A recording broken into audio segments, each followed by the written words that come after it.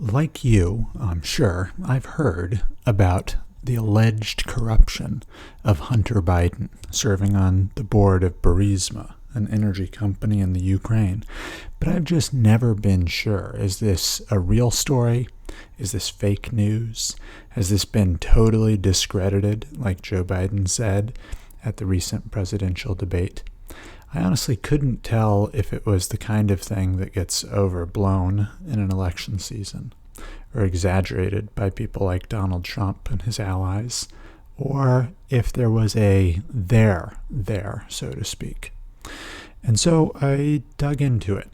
I started looking it up, and I was helped, of course, and inspired to look into it due to a recent Senate report on the corruption of Hunter Biden serving on the board of Burisma. And so this presentation is what I found while reading that document and reading related news stories, both from the time and after, related to Hunter Biden serving on the board of Burisma. So a few events that happened in April of 2014 that are relevant to this story. On the 16th of April 2014, a man named Devin Archer, who I'll talk about more in a little while, has a meeting with Joe Biden. Now, Devon Archer, just to give a brief preview of what I'll say later, is a friend of Hunter Biden. He's a friend of the Biden family. He's also a friend of the Kerry Hines family, Secretary of State, then Secretary of State, John Kerry. So Devon Archer has a meeting with Joe Biden.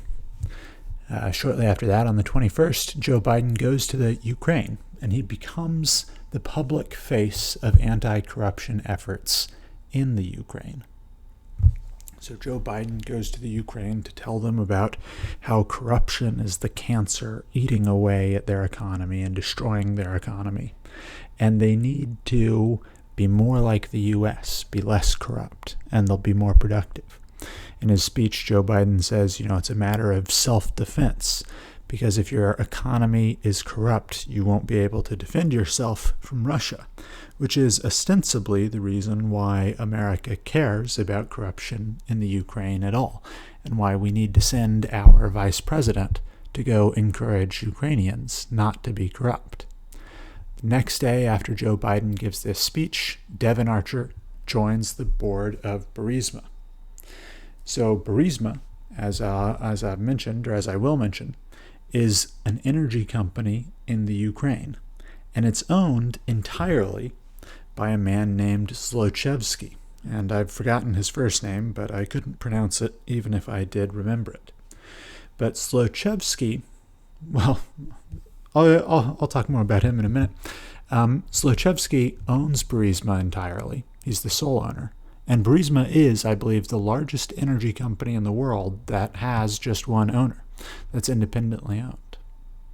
So a few days after Devon Archer joins the board, the British seize $23 million from Zlochevsky. Now, the story here is that there's unrest in the Ukraine at this time. Their president has been deposed or disposed, and there's a lot of civil unrest, and people are fearing that money will be embezzled or stolen from the Ukrainian government. And while people have this fear, and the British authorities are on the lookout for money getting stolen from Ukrainian government accounts, British banking investigators notice this account that Zlochevsky has access to, and Zlochevsky is trying to empty up to $35 million from it. Now, the British wind up seizing or freezing the accounts. They freeze 23 million of the 35 they were trying to. The British seize this $23 million and they freeze it. And they say, this is a fraudulent transaction. But it's not really known, it's not really clear whether Zlochevsky somehow has this money legitimately. Maybe he actually sold some goods or services. Or is he really embezzling it from the people of the Ukraine? That's not really clear. So let me talk about Zlochevsky for a second. He's what they call an oligarch in the Ukraine, meaning he's one of the rich, powerful people who's ruling the country and ruling it perhaps in a backdoor or secret fashion, one of the elite few people ruling it. He's the sole owner of Burisma, as I mentioned, the largest independent energy company. And it's interesting to know that some sources say he's the Ukraine Minister for Ecology, another translation of that, or another word I've seen, or maybe he was also the Ukraine Minister for Energy. So I really should have written energy there because that's more relevant. He's the Ukraine Minister for Energy while he simultaneously owns the largest energy company, certainly in Ukraine, and possibly the largest independent energy company in the world. So as you might imagine, being a high-ranking government minister with control over the energy department or energy sector certainly helps the competitive advantage of Burisma. And that helps explain why they get certain contracts and why they're able to make certain deals, why they're able to be so profitable. Another thing we know about Zlochevsky, again, I'll talk more about this a little later, is that he's corrupt. So American officials call him out as corrupt explicitly, multiple times. And you might imagine just from the fact that he's a Ukrainian energy minister and a Ukrainian energy company owner, you might imagine there's a pretty obvious avenue for his corruption. And U.S. officials actually will have evidence that he is going to commit some bribes that are related to the events I'm already speaking about, namely his money getting seized in the UK when the British seize his $23 million. But more on that in a little bit. So it occurs to me, Joe Biden is going to the Ukraine. He's going to be the public face of the anti-corruption efforts in Ukraine. And we don't know that that's related to the meeting he had with Devin Archer. Maybe it is, maybe it isn't. But while I was reading about this, I came across this line from a New York Times article, which kind of stuck out to me as the title I've given it, Joe Biden is willing to do the dirty work. Here's the quote from the New York Times. A key to Mr. Biden's relevance as vice president was his willingness to take jobs nobody else wanted. In early 2014, as others raced to finish big splash deals with Cuba and Iran, Mr. Biden told the president he wanted to take on 3 of the most unappetizing foreign policy tasks left undone, containing the Islamic State, curbing immigration from Central America, and keeping Russia from devouring the Ukraine. So Joe Biden is asking for the Ukraine position, which I thought was interesting. Certainly if the conspiracists among you are imagining that Devin Archer comes to Joe Biden and says, hey, I've got this connection to Zlochevsky and Burisma, and if you could do some favors for us, we could make some money. And then all of a sudden, Joe Biden goes and asks to work with Ukraine. Oh, that's an interesting thought. I don't think there's evidence for it per se, but your imagination can kind of run wild with a fact pattern like these. So let's see what also happens in 2014. Hunter Biden, Joe Biden's son, joins the board on Burisma. And so this is right after Joe Biden becomes the public face of anti-corruption efforts in the Ukraine for the U.S. So right after Joe Biden starts to give speeches about anti-corruption efforts in the Ukraine and takes on that responsibility, Hunter Biden joins the board on Burisma. Also, about 2 days after Hunter Biden joins the board, State Department officials alert John Kerry, the Secretary of State, to potential conflicts of interest. And the way they're alerting him is they just become aware of news articles, because this was reported at the time. There was Burisma put out a press release saying Hunter Biden has joined our board, and news articles at the time actually reported on it and called it out as a potential conflict of interest. And people in the State Department see it, and they email John Kerry saying, hey, watch out. Or, hey, look at this. Hunter Biden is working on the board of Burisma. Another thing that happens in December of 2014 is Zlochevsky. As I mentioned, we have evidence that he's corrupt. He's going to pay a Ukrainian prosecutor to unblock his $23 million. So what happens in this story, the British suspect that this is corrupt money, and they have it frozen in accounts in British banks.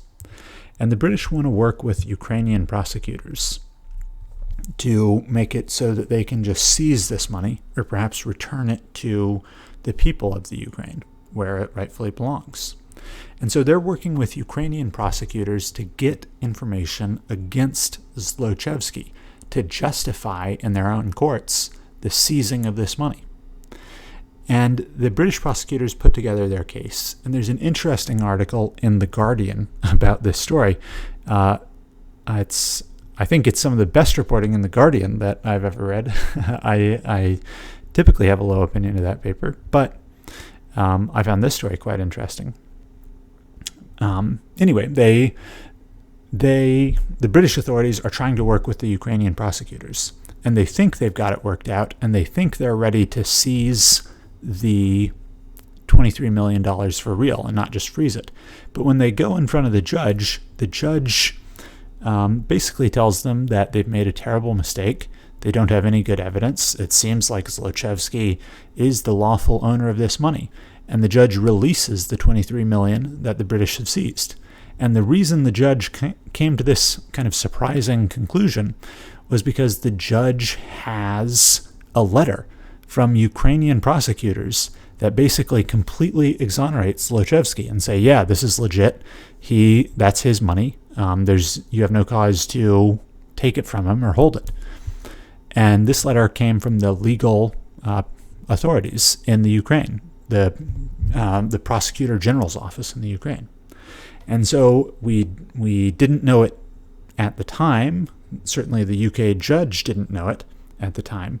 But an American career diplomat will later figure out, an American career diplomat by the name of George Kent, who is there to actually fight corruption. I shouldn't say actually, perhaps other people there are there to actually fight it as well.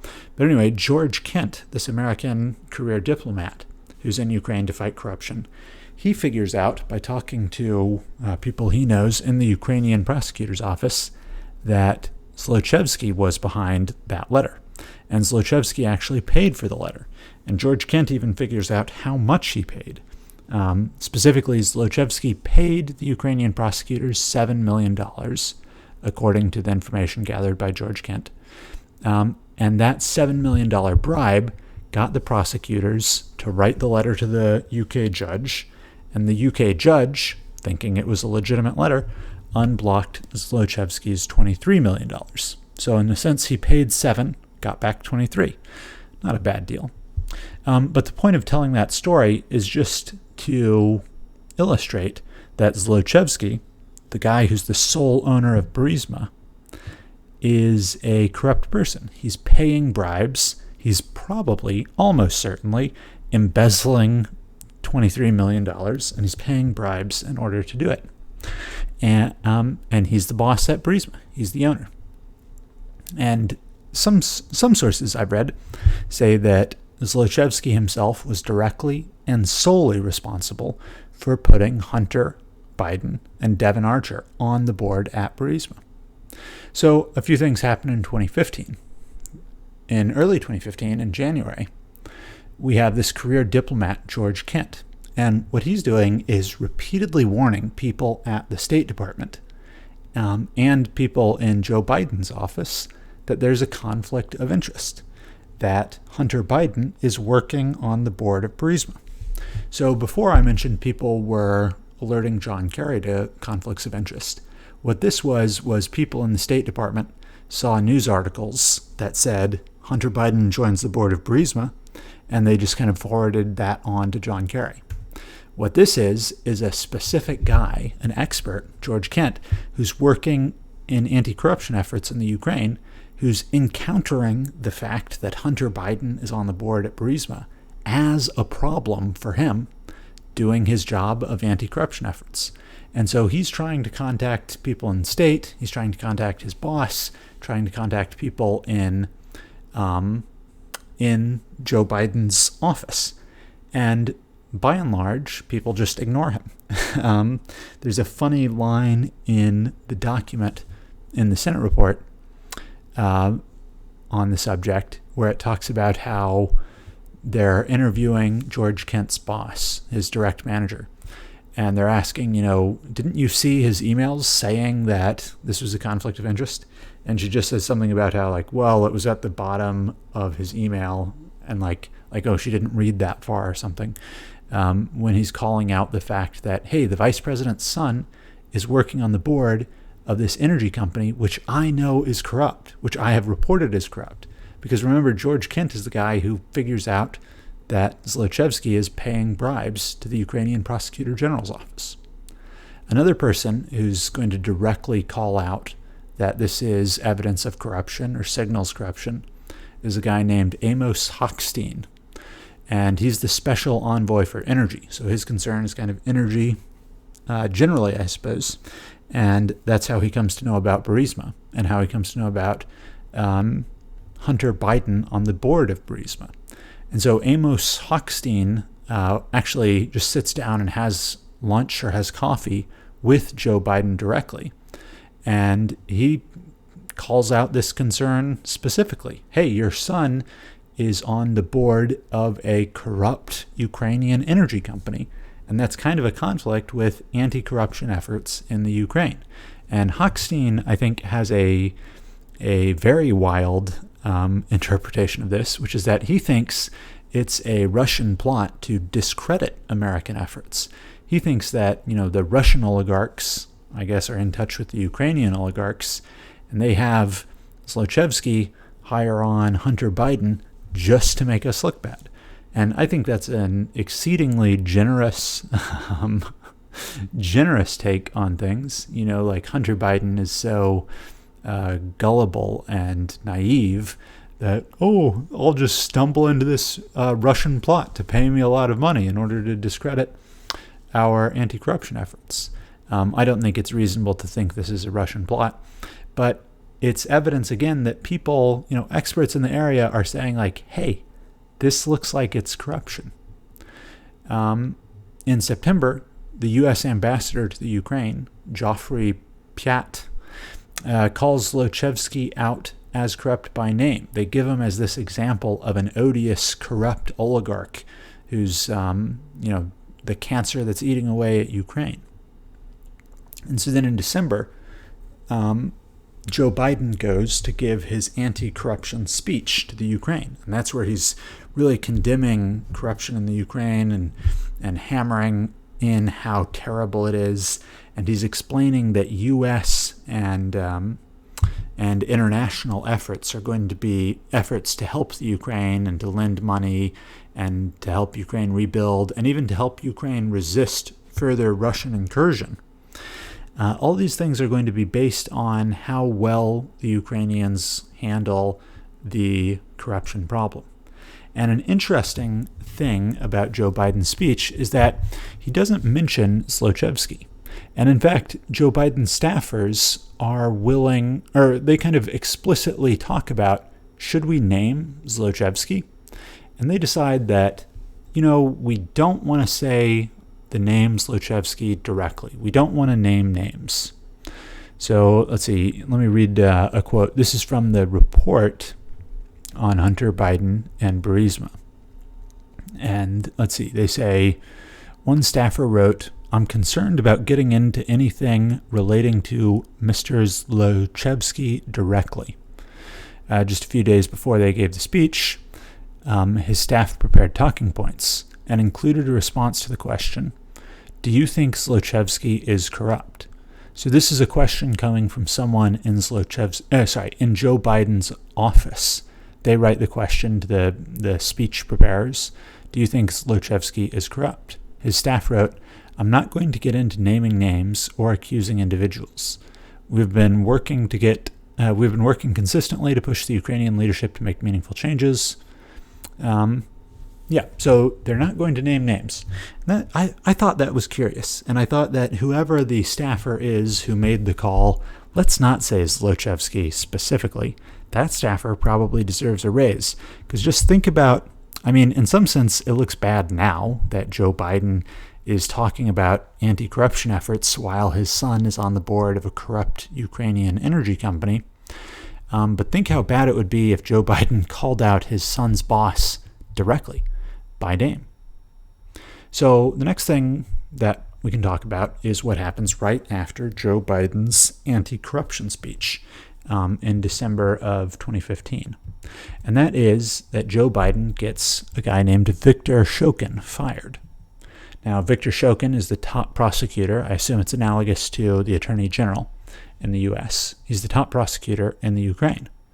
And from what I've read, I think Victor Shokin is probably also corrupt himself. And the reason I say that is that multiple international groups and corruption watchdog agencies had kind of called out Shokin as being corrupt or potentially corrupt and called for his removal or his ouster.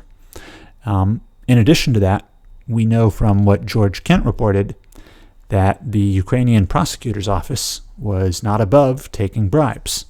And so I think it's possible, I don't know this for sure, I couldn't find out who wrote the letter to exonerate Zlochevsky and get him his $23 million back. I think it's possible it is Shokin or someone in Shokin's office. I don't know that. I couldn't find out who wrote that letter. We just know it was a Ukrainian prosecutor. Anyway, so Shokin is probably corrupt himself. And it's possible that Shokin is investigating Zlochevsky. So we know that there were at least some investigations of Zlochevsky because they were related to the UK efforts to seize his money. So there were some investigations of Zlochevsky going on. So it's possible Shokin was investigating him. So Biden, when I looked this up on Politifact, and when I Googled for why did Biden want to get Victor Shokin, the top prosecutor in the UK, fired, the reason I saw was because Shokin wasn't doing things like getting rid of overtly corrupt oligarchs like Zlochevsky. So, Biden might say it's exactly the opposite. I didn't want to get rid of Shokin because he was going after Zlochevsky. I wanted to get rid of him because he wasn't going after Zlochevsky. And here, we can just pull up a moment of Biden talking about loan guarantees. And I went over, I guess, the 12th, 13th time to Kyiv, and I was supposed to announce that there was another $1 billion loan guarantee. And I had gotten a commitment from Poroshenko and from Yatsenyuk that they would take action against the state prosecutor, and they didn't. So they said they were walking out to press conference. I said, no, I'm not going to, or we're not going to give you the $1 billion. They said, you got no authority. You're not the president. The president said, I said, call him. I said, I'm telling you, you're not getting $1 billion. I said, you're not getting $1 billion. I'm going to be leaving here. And I think it was, 6 hours? I said, we're leaving in 6 hours. If the prosecutor's not fired, you're not getting the money. Oh, son of a bitch. Got fired. And they put in place someone who was solid at the time. So there's a lot of interesting stuff there. They are talking about Shokin, and Joe Biden's talking about getting him fired. And one thing to note is, it's the U.S. is going to give $1 billion to the Ukraine, and that's what Joe Biden makes contingent on Shokin getting fired. So if the U.S. is going to give $1 billion to the Ukraine, presumably the U.S. gets $1 billion or more dollars in value back. That is, we have some reason to want to give money to the Ukraine, and we're going to get that value back by giving money to the Ukraine. And Joe Biden is making that value that the U.S. would get contingent on getting rid of Shokin too. And then I think that's kind of interesting to think about. And it's some way where you can see there's a potential harm or cost of corruption. Whatever benefit or whatever reason we had for giving the $1 billion to the Ukraine was put at risk by this decision to make it contingent upon Shokin getting fired. But the other thing I think is interesting is that, you can catch that kind of trailing expression from Joe Biden, that they got rid of Shokin and they put in place someone who was solid at the time, right? At the time, what does that mean? Well, if we go back to what I was saying about Politifact and other sources, when they were explaining why Joe Biden wanted to get rid of Shokin, they're saying it's because he wasn't going after people like Zlochevsky.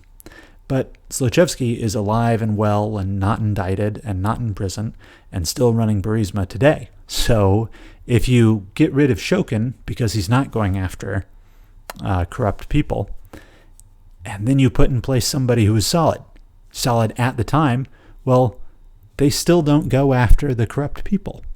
And so to me, when I kind of think about this, I think if you're getting people fired because they're not going after corrupt oligarchs like Zlochevsky, then wouldn't their replacements go after the corrupt oligarchs like Zlochevsky? Because, well, hey, I don't want to get fired.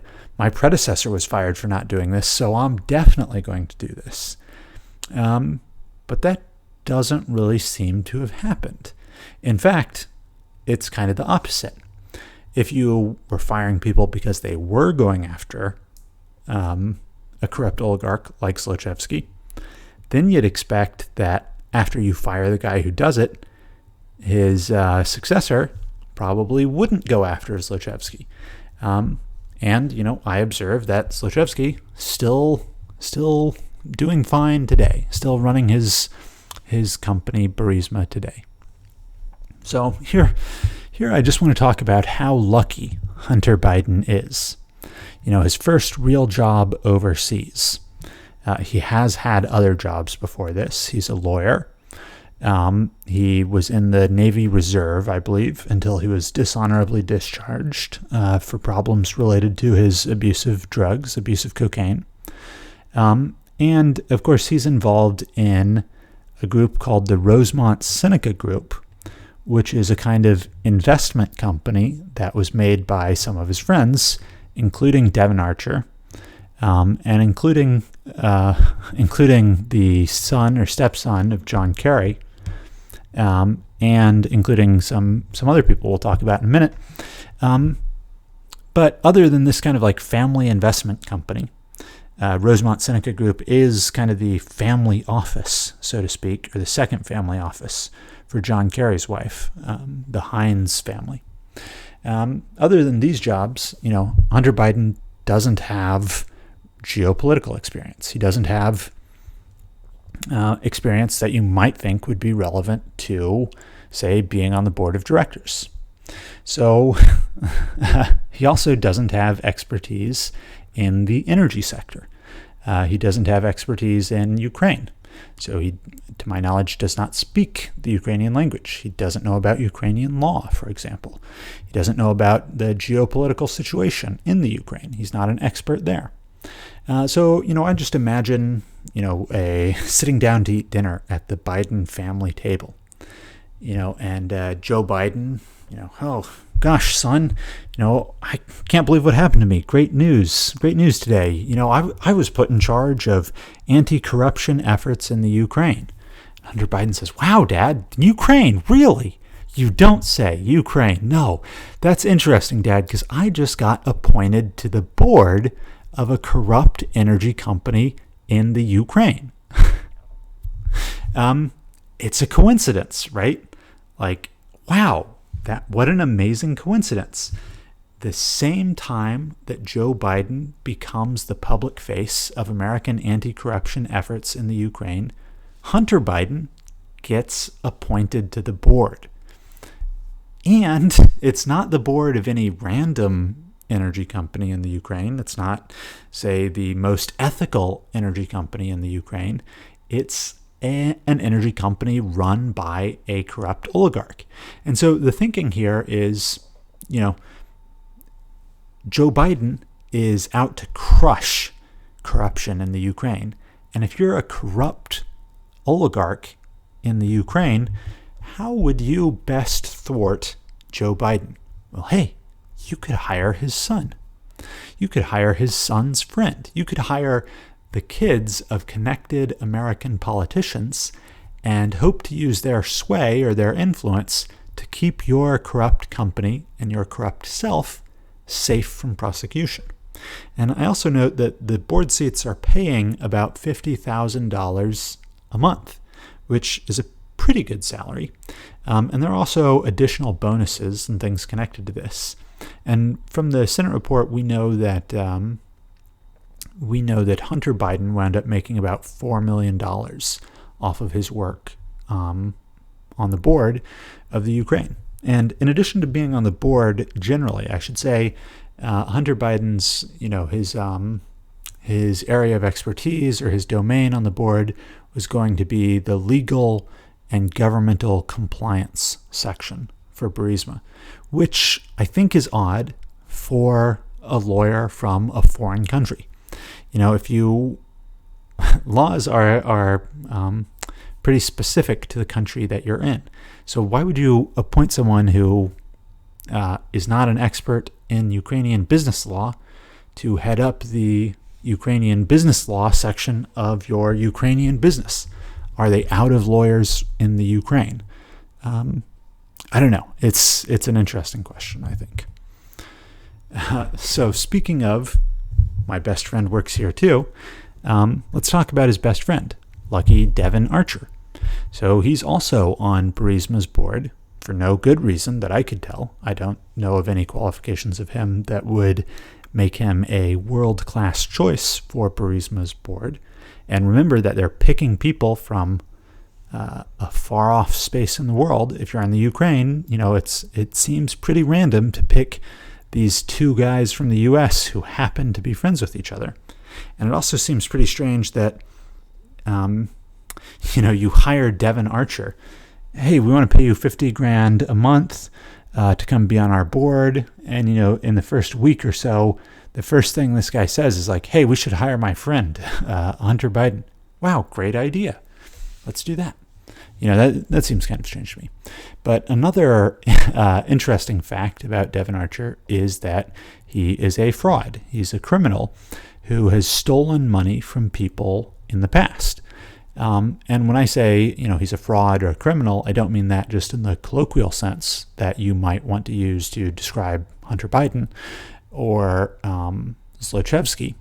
Zlochevsky might be corrupt, but not in the legal sense that he's ever been convicted of corruption. Conversely, Devin Archer is corrupt in the legal sense that he's been convicted of stealing money from people and lying to them to steal their money.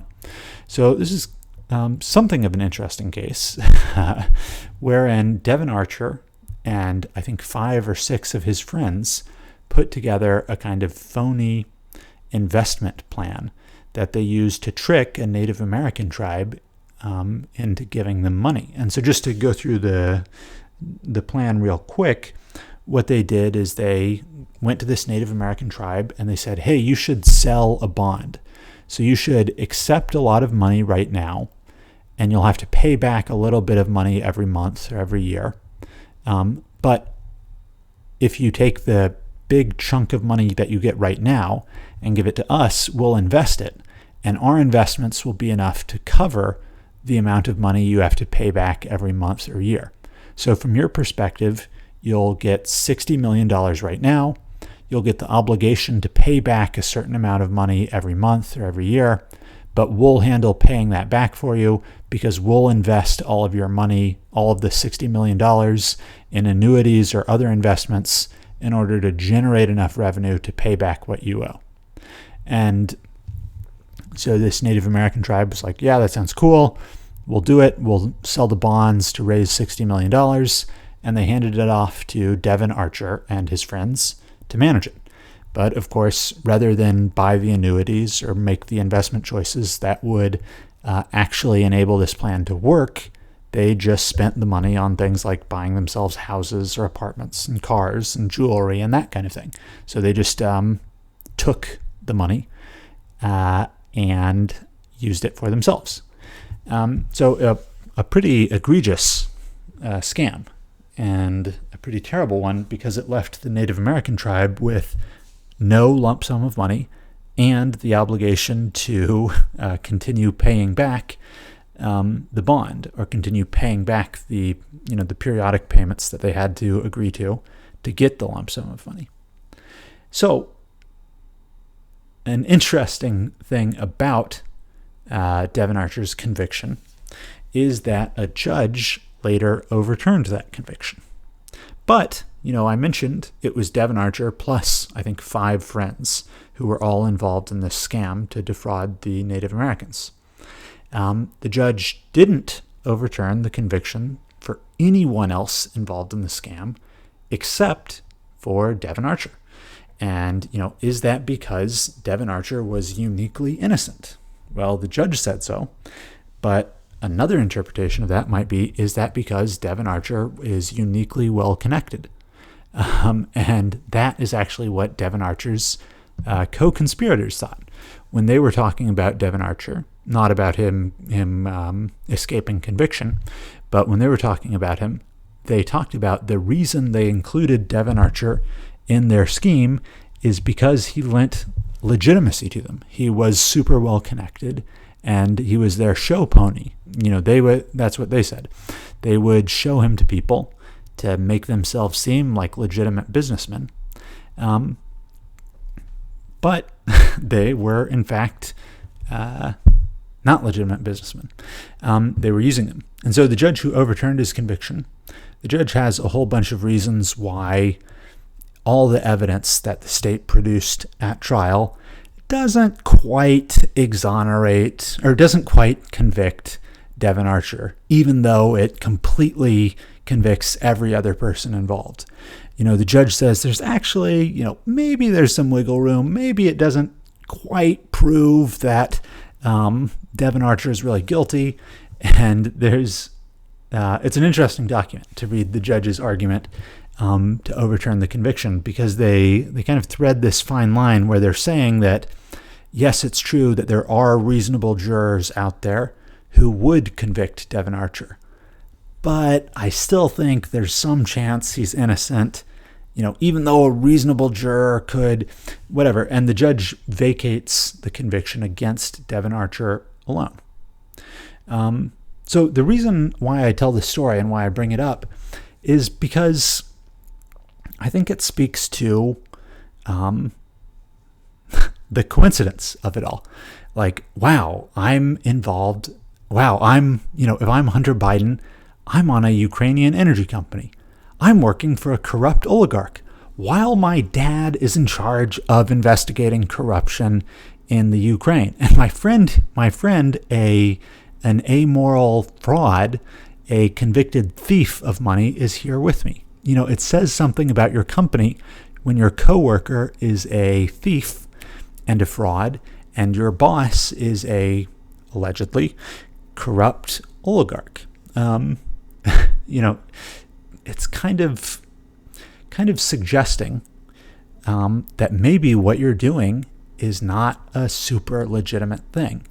And in addition to that, the company, Rosemont Seneca Partners, and another company called Bohai Harvest RST, which I haven't mentioned and won't really talk about, it's kind of a company, well, I guess I'll talk about it slightly. It's a company that is kind of invented by and merged with another company by Devin Archer and Hunter Biden in order to accept some bribes and stuff from China. But that's another story. These are companies, Rosemont Seneca Partners and Bohai Harvest RST, are both companies that are founded by Devin Archer and Hunter Biden. And both of these companies were actually involved in the scheme to defraud the Native Americans. So as part of this scheme, they create a whole bunch of companies. I could say fake companies, but they were actually real companies. And they're kind of like moving money and bonds and financial instruments around through all these companies. And some of the companies that are involved in this complicated scheme are Rosemont Seneca Partners and Bohai Harvest RST. So I just thought it's interesting that, from the corporate perspective, there is actually a connection between Devin Archer's fraud of the Native Americans and Hunter Biden. That's odd.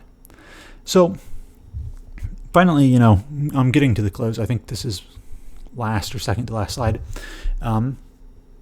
There's this question, is there a corrupt plot to get rid of Viktor Shokin, the top Ukrainian prosecutor? Because I know that's kind of like a seductive theory or an idea to have. And I know that idea is put out there by people who look at that clip I showed you, where Joe Biden is bragging about getting that prosecutor fired. And they think oh, Biden was out to get the prosecutor fired. So is there a corrupt plot to get rid of Chauvin? And I think, honestly, we don't know. We don't know. The fact is that Chauvin didn't get rid of Zlochevsky before, and there's not really any evidence to suggest he was about to get rid of Zlochevsky or that Chauvin was, in the process of doing so. Chauvin has more recently put out a statement that says, I was doing exactly that. I was investigating Zlochevsky and Biden got me fired. But we can't really trust Chauvin if he is a corrupt politician himself. We can't trust his word because he could easily lie about it, and he has a strong and clear motivation to lie to hurt the person who got him fired.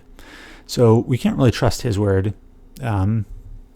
I couldn't find any contemporaneous evidence that said something like, Chauvin's on the case of Zlochevsky. But on the other hand, you wouldn't really expect to find any evidence like that. I don't think prosecutors' offices publish that.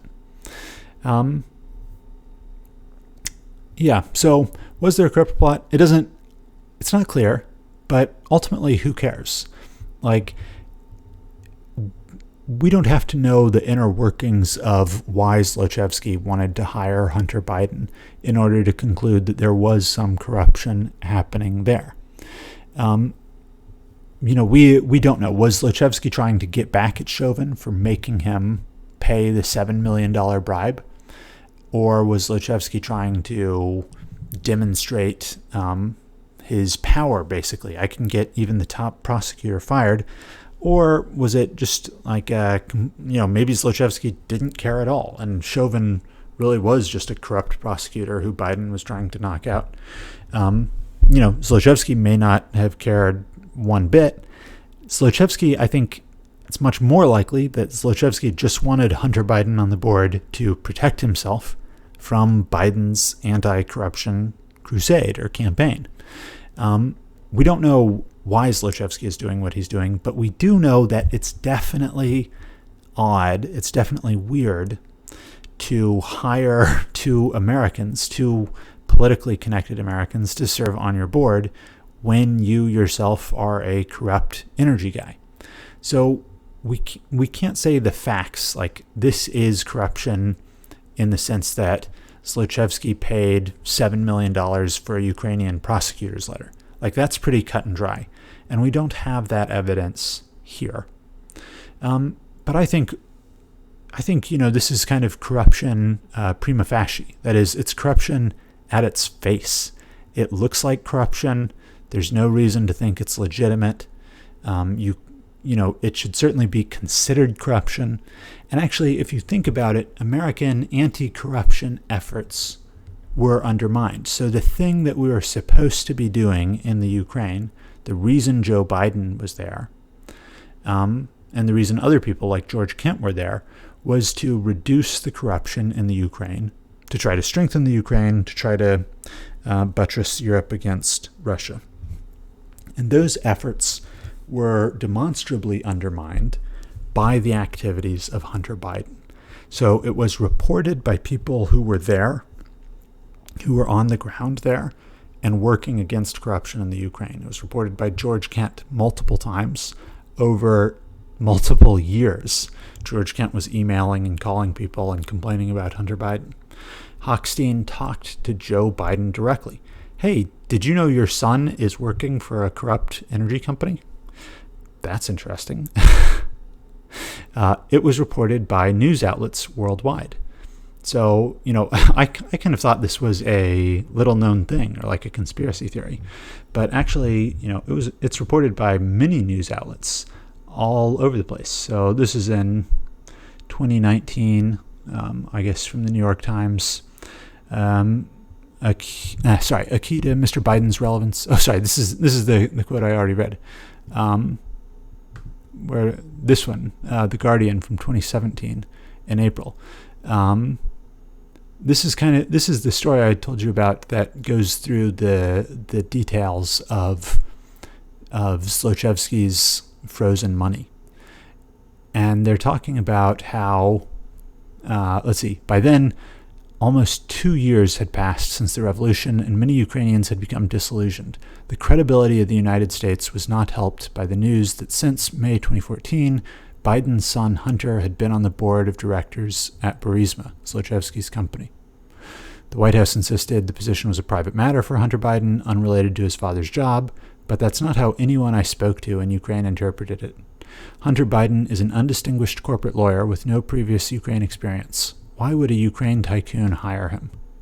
Hunter Biden failed to reply to questions. So, they're pointing out that the people of Ukraine, they notice this, and it looks, the appointment of the vice president's son to Ukrainian oil board looks nepotistic at best, nefarious at worst. So that's the Washington Post from about the same time. The New York Times is reporting it as well in 2015.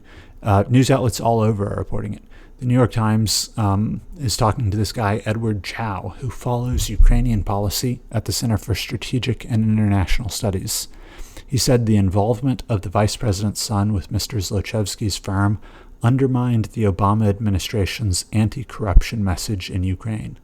Now you look at the Hunter Biden situation, and on the one hand, you can credit the father for sending the anti-corruption message, but I think unfortunately it sends the message that a lot of foreign countries want to believe about America, that we are hypocritical about these issues.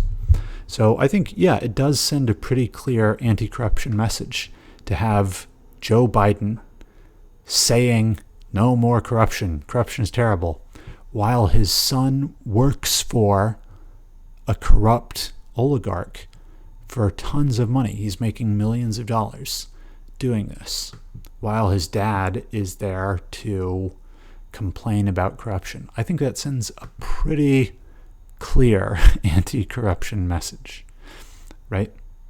News articles, and those are just two examples, but news articles from many different publications are publishing at and about the time.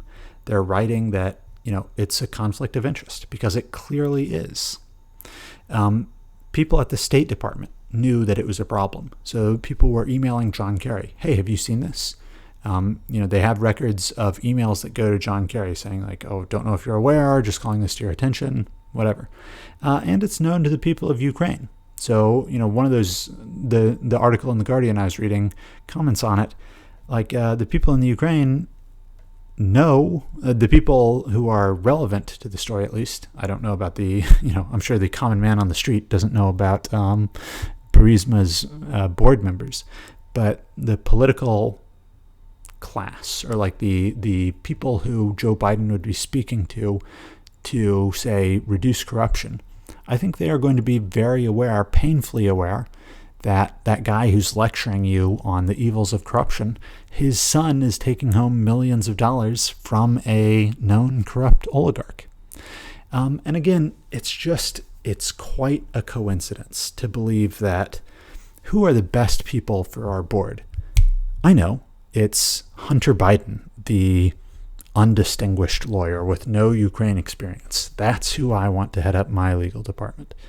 Well, I don't know. It seems like it's corruption to me. And there's an interesting line in the Senate report where it talks about the Office of Ethics and Governmental Obligations. And it says, that these rules, which pretty clearly state that you can't have, conflict of interest, or you can't, take money, you can't be corrupt, and you can't even have the appearance of corruption. But these rules and guidelines, they don't apply to the president and the vice president. And the reason they say they don't apply is because there's a different recourse for the president and the vice president, which is that the Congress and the Senate can recall the president or can impeach the president and remove him from office. And so that's why the specific standards don't apply to the president and the vice president. I mean, they're kind of making the case that it's up to the people to judge corruption rather than the law in this case. And I'd just say, the fact pattern I've laid out, I would say it seems pretty clear to me that there was, at the bare minimum, there's the appearance of corruption. I don't see how you could explain that any other way than a strong appearance of corruption. And I would say, it just flat out is corruption. There's no reason to think that Hunter Biden was legitimately hired for his talents on the board of a Ukrainian energy company. No reason to me to think that. He, to my knowledge, hasn't served on the board of any other energy companies since. Although, perhaps if his father is elected president, that might change. People might become more interested in hiring Hunter Biden in the future. So just the final thing I'll say is that Hunter Biden has other corrupt dealings. So there's also information about him taking money from the wife of a corrupt politician in Moscow. He takes a lot of money from these Chinese investment firms in relation to a deal around an American defense-related company. He's connected to serial criminals. So one of his friends who was involved in the scam I mentioned involving Devin Archer, I've forgotten that guy's name now, although I guess I can just quickly look it up. One of his friends is not only committing Galanis, not only committing the scam against the Native Americans that I mentioned, but he's also committing numerous other activities. And so the reason to point out his friends are serial criminals is, it kind of goes to character. Like, if Hunter Biden were this perfect, unimpeachable guy, and we had a bit of evidence of appearance of corruption, we might say, we got to give Hunter Biden the benefit of the doubt. But his character is not such that he's a perfect, unimpeachable guy. He's had his own criminal past. He's, as I mentioned, dishonorably discharged from the Navy. His friends are criminals who've stolen money from people. And his boss is a corrupt Ukrainian oligarch. There is no reason to extend to him the benefit of the doubt, in my view. There's no reason to assume, this thing that walks like a duck and quacks like a duck is anything but a duck. Like, all of our evidence is that he is corrupt. And so, I lied a second ago and I said, final thing I'll say, because it occurred to me that one idea that I didn't quite get across when I was talking about Devon Archer. I want to see if I can pull it up quickly. It's this, let me see. I guess I don't have it here, but I'm sure.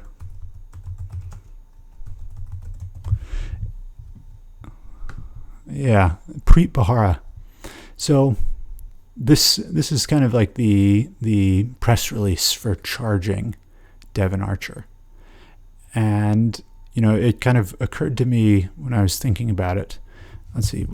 There's a line in here. Yeah. White-collar criminals always believe their crimes and abilities are above the law.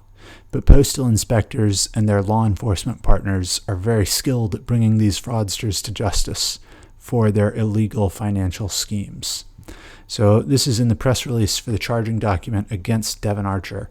when they're charging him and his 6 friends with defrauding a Native American tribe of over $60 million.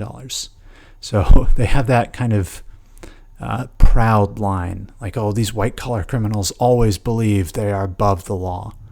But in reality, it worked out for Devon Archer. He was above the law because the judge vacated his conviction. And so he was right to think he was above the law because of his friends and his connections and his family's money. He was right to think he was above the law. And he's avoiding punishment for it.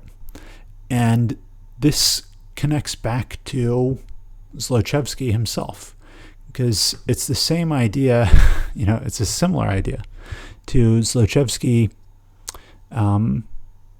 beating the charge that froze his money. When he couldn't, get his $23 million by just simply embezzling it, he bribed a judge. And, it connects back to Biden's message to the Ukrainian people. Like, Biden is giving them kind of the hope of, you can get rid of corruption. You can, be like America. You can get rid of corruption. But the same kind of tricks and corruption and fraud that is poisoning the Ukraine and people there will bribe a judge. It seems to also apply in the U.S. Devin Archer, above the law. He defrauded the Native Americans. He'll get away with it. Not so different from the Ukraine, maybe. And Hunter Biden, he's going to get away with his crimes as well. He is going to get away with taking millions of dollars. And because of who his friends and family are, he won't pay a price for it. So that's kind of a depressing note to end on. But other than that depressing note, if you enjoyed this video, please let me know by clicking the like button. Say something in the comments to let me know you're watching. And if you want to see more content in a similar style, go ahead and subscribe. Thanks for your time. Bye-bye.